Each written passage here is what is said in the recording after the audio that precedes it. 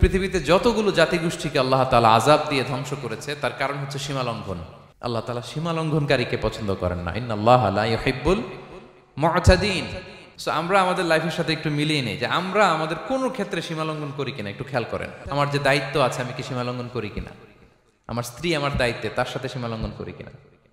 আমার ভাতিজা ভাতিজি অনেকের আছে ইয়াতিম, তার বাবা মারা গেছে, তার সব সম্পত্তির দায়ভার আমার উপর দেয়া, আমি ওইখানে তাকে ঠিকঠাক মতো সব দেই কিনা, সীমালঙ্ঘন করি কিনা? ক্ষমতা পেলে সীমালঙ্ঘন করি কিনা? ডাক্তারের কাছে যাই বলে ডাক্তার সাহেব আমার এইখানে ফোড়া, সারা দেহের যেই কোনো জায়গায় ধরতে পারেন, এইখানে ধরেন না। তো এইখানে না ধরলে ভালো হবে? রোগ যেখানে ওষুধও। তাহলে আমাদের প্রত্যেকের উচিত আমাদের লিমিট জানা, আমরা যেন আমাদের কখনো লিমিটকে ক্রস না করি। প্রিয় ভাইয়েরা, এটা প্রতিটি ক্ষেত্রে, ইভেন ইবাদতে আমরা যেন সীমালঙ্ঘন না করি। Be a part of our vision. Do listen and share the khair.